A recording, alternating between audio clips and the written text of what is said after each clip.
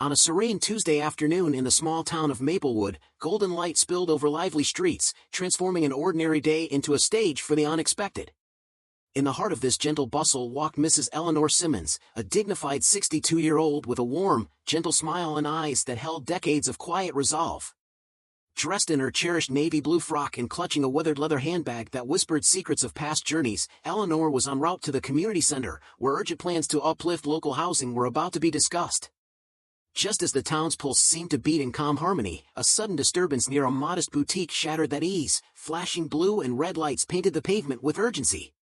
At the center of this unfolding drama stood Officer Todd Grayson, a tall, imposing figure in his mid-40s, notorious for his bristling temper and a history of unprovoked aggression. His reputation for singling out those who didn't fit his narrow expectations had long been an open secret in this predominantly white enclave. As Eleanor ambled closer, drawn by the clamor and curiosity, Grayson's steely gaze locked onto her. "You! Over here," he bellowed, his finger jabbing through the air as if to carve her out of the scene. Eleanor paused, her calm demeanor undisturbed by the harsh command. "Yes?" she inquired evenly, her voice a blend of surprise and quiet determination. With heavy, determined strides, Grayson advanced. "You look out of place, suspicious. There are whispers of petty theft around here. Hand over your bag for inspection," he snarled. A hushed silence fell over the gathering crowd as he lunged toward her beloved handbag. With a reflex born of dignity and defiance, Eleanor retracted her arm. "I have nothing to hide," she insisted, her tone both soft and unyielding. Yet in that charged moment, Grayson's hand clamped around her arm, and in a flurry of accusations, he pronounced her under arrest for obstruction and suspected larceny. A ripple of shocked murmurs swept through the bystanders. One onlooker whispered, "That's Eleanor Simmons, ever the helper, never a criminal," while another lamented, "Grayson is always hunting for someone to blame." Amidst the rising tension, Eleanor's steady gaze revealed that she understood this was not merely a personal affront, it was an assault on power, fairness, and the very spirit of community.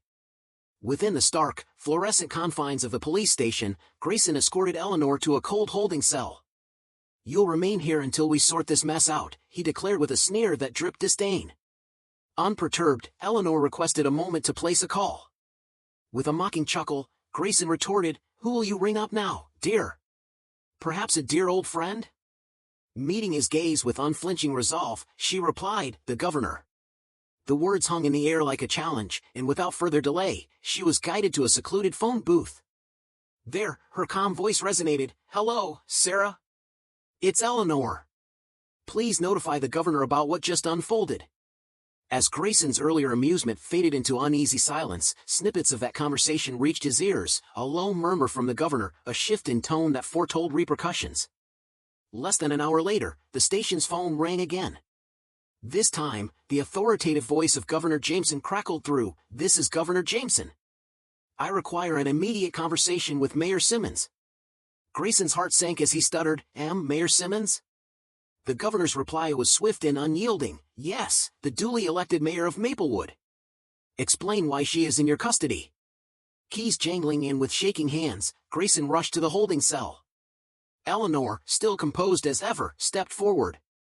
"I'm the mayor, and your actions have weight," she said coolly, her eyes never betraying a hint of anger. For a long, heavy moment, Grayson's face flushed with the heat of his error. I didn't know," he managed, voice thick with regret. "Your status, your dignity. I was blind."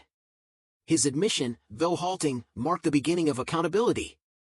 By morning, the entire town vibrated with the news of this grave misstep. Responding to the outcry, Eleanor summoned an emergency press conference outside the community center.